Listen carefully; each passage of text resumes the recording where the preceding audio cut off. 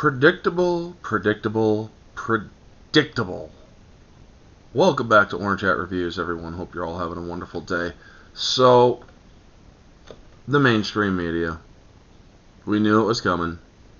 And it's just feels good to know that you're always going to be proven right by them. They're claiming that this movie's underperformance in the international box office is due to racism. And it's just absolutely absurd. So, without further ado, let's get into this article from Bounding Into Comics. Shout out to Spencer. Good to read your articles, buddy. In a move that absolutely everyone saw coming, from the moment Halle Bailey was announced as the film's lead, the mainstream media has officially taken to blaming the generic boogeyman of racism for the box office failings of Disney's live-action The Little Mermaid remake. So, as recently reported per data provided by box office tracking outlet The Numbers, The Little Mermaid's worldwide take currently sits at $332,060,625 dollars. And let's turn that sound off and not play somebody else's stuff in here.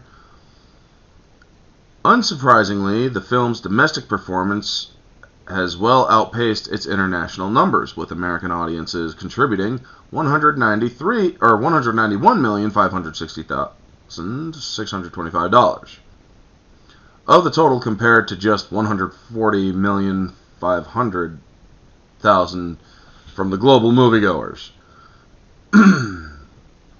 Unfortunately for Disney, the film's reported budget was $250 million. Taking into account the accepted rule of thumb that the film's true budget, marketing included, can be approximately calculated by doubling its production cost, possibly more or less, judging by my friend Odin from OMB Reviews, who likes to do the box office stuff a lot. It can sometimes be up to 1.25 or 1.5 or sometimes even 2.5 in the marketing, depending on what they want. And The Little Mermaid needs to reach at least $5 million to, or at the very least, break even. Well, something tells me that's not going to happen. As with the film, much like the protagonist currently losing its legs in theaters, the odds of Disney's latest live-action cash grab being profitable are growing ever more slim. In light of this failure, rather than reflecting on the fact that most audiences are either tired of seeing classic works constantly and lazily updated in the hopes of earning a quick buck, or just generally disinterested in seeing yet another CGI-heavy product, the mainstream media has blamed a general attitude of racism for the film's struggles.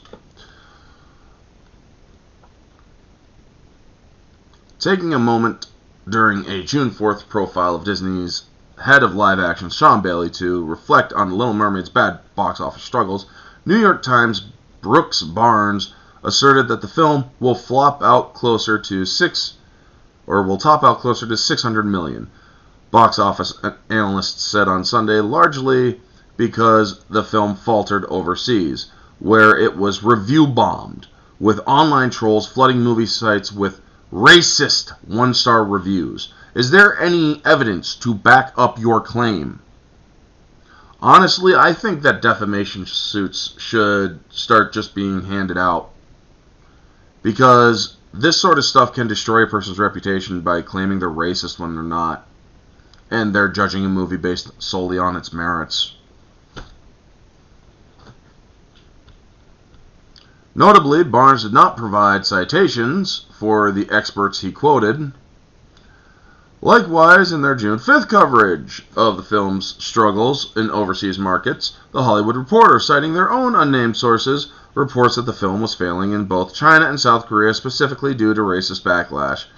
The Little Mermaid is getting doused in select foreign markets amid the racist backlash over the casting of black actress Halle Bailey in the role of Ariel, declared Pamela McClintock and Patrick Brzezinski, The social media outcry over Bailey's casting has been particularly vociferous in both markets.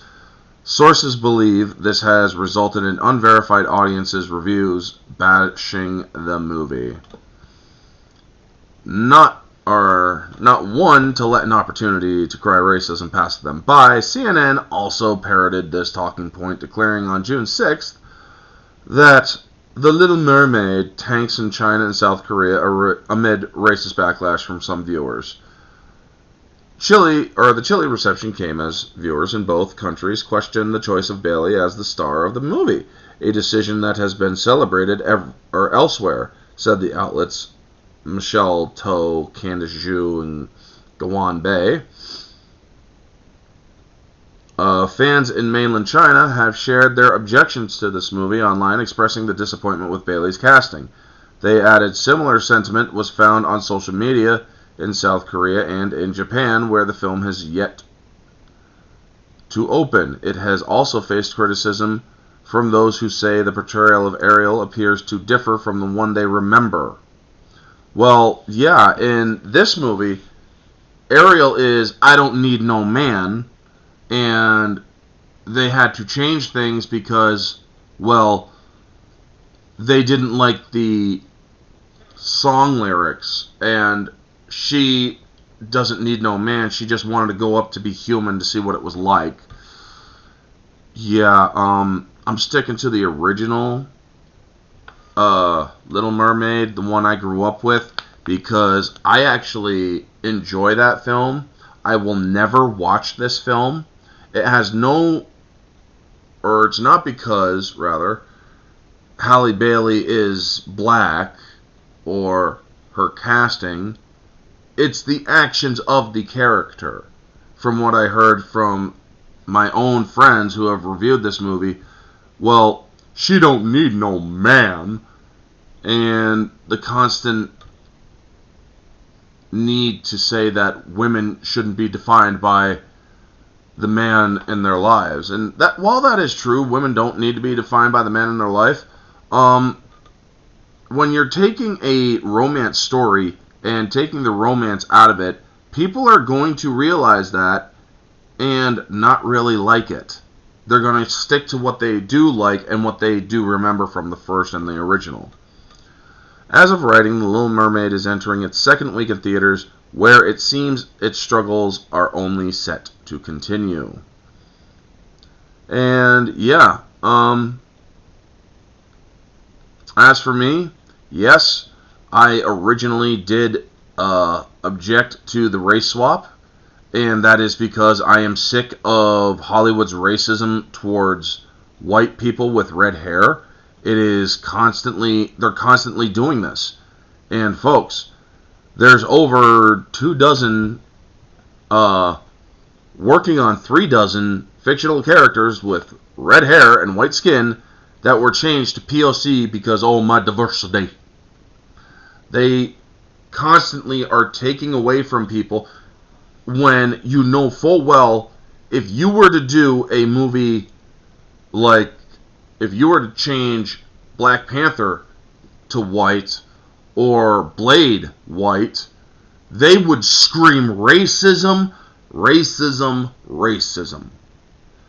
And everybody who makes the argument of, well, they're just fictional characters, who cares?